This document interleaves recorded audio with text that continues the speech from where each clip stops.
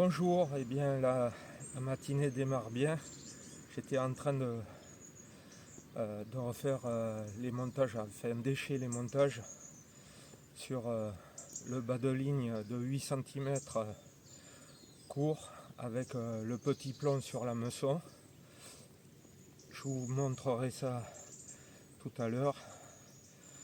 Voilà, j'ai d'abord décroché au bord un poisson, un joli poisson aussi.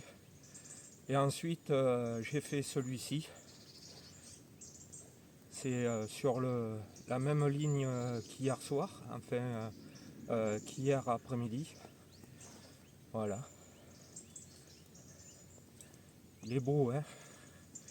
Bon, allez, je le relâche, je le remets à l'eau et je vous dis à tout à l'heure pour vous montrer le montage de Corda de Danny Ferbas. Voilà, allez, je vais la remettre à l'eau. À tout à l'heure. Donc voici le montage de Corda, Danny Ferbas. Alors je l'approche un peu pour que vous voyez. Alors j'ai mis une petite cendrée de 0,5 g pincée, c'est des cendrées de pêche au cou, hein, et nouée avec une tresse assez fine. Vous voyez, on fait 4 tours. Puis voilà, ensuite un peu comme j'ai fait le cheveu là. Je sais pas si on le voit là. Voilà, c'est un peu plus net. Vous voyez, j'ai fait plusieurs tours et après j'ai fait un nœud sans nœud. J'ai cramé le bout pour pas qu'il ressorte de l'œillet, de la meçon. Après mon cheveu en métal, vous savez, avec un petit émerillon et ensuite ce qui sert à attacher les tomates, vous savez, on enlève le plastique. Je l'ai déjà expliqué, un briquet, un coup de briquet, et ensuite on enlève le plastique, on coupe le morceau de fil de fer très fin, et après on vient faire comment on appelle ça, une torsade, et après on peut couper la longueur désirée quand on monte les bouillettes ou les graines, ce que vous voulez. Alors ici après vous voyez il y a un anneau. C'est pas le spinner rig, mais c'est plutôt le German rig, parce que c'est la boucle qu'il y a où l'émerillon, vous voyez là, je vais le remontrer là, vous voyez l'émerillon qui coulisse. Voilà, il y a un petit peu de liberté à ce niveau là. Ensuite suite à la première piqûre, je vous mets la photo là. Suite à la première piqûre, Danny Ferbas, pardon. Danny Ferbas, il donne une longueur du bas de ligne, c'est-à-dire moi je l'ai pris entre l'émerillon ici et au bout la boucle. Et il dit 8 cm. Et la première piqûre, le premier poisson que j'ai sorti hier, assez joli d'ailleurs, la photo, je vous mets la photo. Et la première piqûre, justement, elle était piquée ici, là, juste à l'extérieur, mais bien piquée, hein. Donc bien au milieu en plus, et en bas, mais à l'extérieur. Alors je suppose que, à mon avis,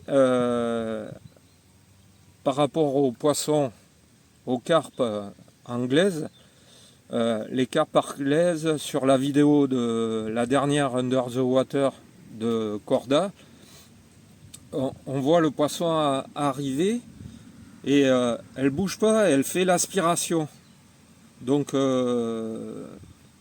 par rapport aux carpes, et on voit bien le montage tourner avec le petit plomb et tourner vers le bas et la carpe bien piquée. Et par rapport aux carpes françaises, j'ai l'impression que peut-être il faut rallonger un petit peu. Donc c'est ce que j'ai fait, j'ai rallongé 2 cm de plus. Donc il y a 10 cm.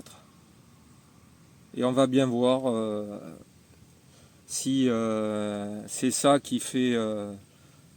Donc avec ce montage, j'avais gardé mes anciens montages à longueur de 20-25 cm, classique, avec une pâte plombée ici sur le sertissage là, et après un hameçon long shank, hein, comme vous pouvez voir, hein, c'est un hameçon long shank. Et sur la vidéo de Corda, eh bien, il déplace la pâte plombée pour la mettre, vous voyez, au milieu. Et donc là, elle n'est pas tout à fait au milieu, mais quand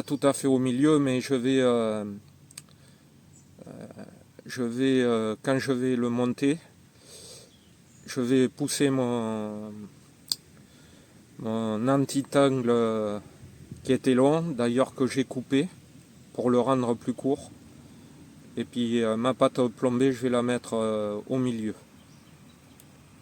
Donc ce montage là, il va partir à l'eau. Les autres, j'ai 2 cannes avec ce montage là, mais longueur 8 cm. Le deuxième poisson que vous verrez dans la vidéo, eh bien, c'est pareil, un joli poisson. J'ai pas regardé la piqûre, j'ai pas pu, puisqu'elle a remué dans l'épuisette et l'hameçon s'est décroché. Donc après j'ai fait 2 départs presque en même temps. J'ai décroché sur le montage, d'ailleurs c'est celui-là que j'ai raccourci, hein, et j'ai rajouté la petite cendrée. Voilà, allez, je monte tout ça et ça part à l'eau. Et je vous tiens au courant au fur et à mesure. Allez, à plus. Bonjour, bien, je vais vous faire le final à la maison, enfin dans mon atelier que j'ai aménagé cette année.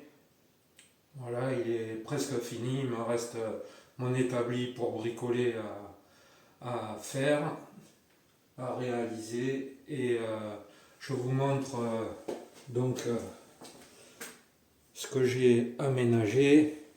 Donc vous voyez ici la rouleuse, le pistolet. Donc je ne me rappelle plus combien j'ai pris. Il me semble que c'est ah non, c'est un 7 kg. J'ai prévu grand. Il a fallu que je me fasse le support. Vous voyez, avec Manon détendeur de manière à pas exploser au niveau pression. Donc je crois que j'ai réglé ça ici, le Manon détendeur, je l'ai réglé à 2 bars, je crois. Ici vous avez le blender qui fait, je peux mettre 1 kg de graines dedans pour les broyer. Après j'ai mis un rouleau, un Manon détendeur, huileur, quand je vais bricoler avec des machines qui fonctionnent à l'air. Ici il y a mon compresseur, voilà, qui est pas tout jeune, mais bon, ça fait l'affaire. Donc je vais reposer tout ça. Je vais vous faire le topo de la session. Donc j'ai eu la flemme de le faire directement sur place, parce qu'en plus il pleuvait pas et le bivy avait commencé à sécher, donc j'ai dit puis le reste je le ferai sécher à la maison. Donc j'ai vite plié avant que la flotte arrive. Puis je vous cache pas, j'avais un peu la flemme. Ensuite, vous verrez quelques photos de poissons pris. Et le truc à savoir, c'est que j'ai pêché au zig aussi et que le fond a été un petit peu plus meilleur que le zig.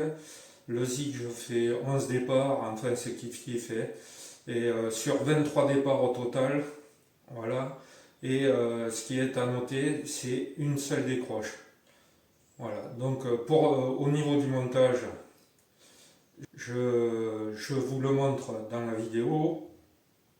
Donc et ensuite pour le plomb qui se fixe, moi je le fixe avec de la tresse fine de chez Corda, là, je ne sais plus laquelle je prends, mais elle est très fine. Et donc je fais 4 tours et je sertis la cendrée de pêche au cou. Je mets 0,5 g, je ne sais pas si je vous le dis dans la vidéo. Enfin bon, et après je brûle l'excédent de tresse de manière à faire une boule, de manière à ce que la cendrée ne glisse pas. Suite à ce que j'ai vu en vidéo grâce à Hubert Lachise sur sa chaîne, Corda est en train de réaliser, mais ça sera disponible qu'en 2025, des cendrées qui se piquent par l'hameçon, vous savez, carrément enrobées de caoutchouc, donc ça fait que glisser sur l'hameçon. Donc c'est très bien, en plus c'est légèrement bien serti, comme les hook bed. Et ça s'appelle shot on the hook, ça veut dire, je pense, plomb sur l'hameçon, en gros. Ouais. Ça c'est ma traduction, après ceux qui connaissent bien l'anglais, ils verront de même. Ensuite, donc j'ai fait 23 départs, j'ai mon carnet, j'ai tout noté, un seul décroché. Quant au montage au fond, pas du tout de décroche. La seule décroche, je l'ai faite au zig. Voilà. J'ai pris aussi des petits poissons de 2 kilos. J'en ai fait combien? 4 ou 5, enfin je sais pas, enfin peu importe. En attendant, chaque départ c'est soldé par une arrivée. Peut-être c'est dû à ce que j'ai regardé, les compétiteurs. Je me posais la question pourquoi ils avaient toujours la canne basse en bas, sur le côté. Alors je sais, parce que j'ai fait le test, que lorsqu'on met la canne basse, le poisson a tendance à monter, même avec un plomb, même s'il y a toujours le plomb au niveau de la graffe, il monte obligatoirement. Seuls les gros poissons, quelquefois, arrivent à rester collés au fond, mais enfin, où ils montent presque systématiquement. Enfin, sur le plan d'eau que je pêche, peut-être, enfin, si jamais vous pouvez faire un commentaire, si c'est pas le cas pour vous, expliquez-moi. Et puis, de toute façon, dans la communauté, hein, on peut avoir des divergences et puis il suffit d'en discuter. Moi, ce que j'ai remarqué sur les différents plans d'eau que j'ai pêchés, le fait de mettre la canne sur le côté et basse, même Danny Fairbass en parle, le fait de mettre la canne en bas et travailler le poisson en bas, ben, le poisson monte systématiquement, petit à petit, et ce qui fait que, à mon avis, c'est un peu mieux. Et donc, au niveau des décrochés, puisque ça fait des années et chaque année, vu que je note tout sur mon carnet, je peux vous dire que les décrochés, je sais de quoi je parle. Donc c'est pour ça que j'ai adopté ce montage et j'en suis vraiment ravi. Et en accord avec le fait de mettre la canne en bas, puisque j'avais vu, j'ai des amis compétiteurs et je les ai vus sortir des poissons, et ça m'a un petit peu mis la puce à l'oreille, et c'est un fait. Déjà, ils ne tirent pas beaucoup. Donc moi je pensais que le fait de ne pas trop tirer, eh bien, ça pouvait occasionner des décroches, puisque le plomb il descend. Si on ne tire pas suffisamment, il va descendre, et lorsque le poisson est vers le fond, il va faire des secousses, et peut-être à la longue, avec l'angle, ça pourrait, au fur et à mesure, ben, que la hameçon se décroche. Ça c'est ma façon de penser. Voilà. Donc, j'en ai déduit. Et depuis que je fais comme ça, enfin, c'était l'occasion, j'ai testé. Et effectivement, sur les poissons au fond, même aux zigues, j'ai travaillé les poissons exactement pareil. Et bien, le fait de tirer vers le bas, mais je vous dis presque à l'horizontale ou vers le bas, presque vers l'eau ou vers le sol. Après c'est pareil, là où on pêche, il faut avoir la possibilité. Hein. Et de pouvoir le faire, il faut avoir la possibilité de pouvoir le faire. Et le fait de tirer comme ça latéralement, on n'a pas du tout d'angle, et la traction se fait, c'est mon avis encore une fois, et la traction se fait à l'horizontale dans le sens du poisson. À mon avis, là, le plomb, il y a moins d'angle par rapport à la canne droite. Et à mon avis, le poisson a peu de chances de se décrocher. C'est peut-être pour ça. Mais en attendant 23 départs, une seule décroche et aux zigues. Moi, c'est tout ce que je vois. Donc, apparemment, j'ai vu d'autres vidéos d'une personne qui a fait exactement pareil, qui est assez connue aussi comme Hubert, et qui parle de ça justement, dont Danny Ferba, c'est le shot on the hook. Et effectivement, chaque piqûre, et puis la caméra under the water, sous l'eau, on voit très bien comment ça se passe sur les poissons anglais. Donc c'est à l'aspiration. Alors peut-être je vous l'explique dans la vidéo, de toute façon, vous allez voir, hein, où vous l'avez vu, ça va dépendre de mon montage, comment je vais la faire, cette vidéo. Donc je vous laisse à la vidéo, et je vous dis à bientôt. Alors en ce moment je pêche pas trop, bon, soit je suis à la retraite depuis plus d'1 an et demi, mais je m'aperçois, on me l'avait dit, et que normalement on a encore plus de temps, mais en vérité c'est faux, parce que vu qu'on a le temps, on prend son temps. Et donc cette année j'ai réalisé mon atelier que vous avez pu voir. Donc j'ai fait la partie bricolage avec des prises, il y a de quoi faire. Et toute ma partie fabrication, là je suis content, j'ai un atelier où je vais pouvoir vraiment avoir la place. Et puis en plus, madame est contente, parce que quand je fais des bouillettes poisson, elle n'est pas trop d'accord, hein, avec l'odeur. Donc allez, assez discuté, je vous laisse avec la vidéo et je vous dis à bientôt. J'ai mon genou là, qui fait des siennes, il a déjà été opéré, mais bon, il y a assez longtemps. Et donc là j'ai des radios à passer, IRM, je vais essayer quand même d'aller me faire une pêche de journée là, avant la fin de l'année. Je ferai une vidéo, faut que j'aille faire une pêche de journée. À côté de la maison, pas trop loin, où j'ai pas trop besoin, où mon genou, s'il est d'accord, parce que là, le fait de porter des trucs, c'est pas possible. Le genou il enfle et c'est pas bon.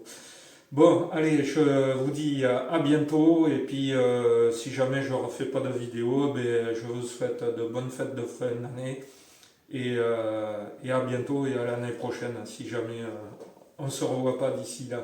Allez, ciao, à bientôt.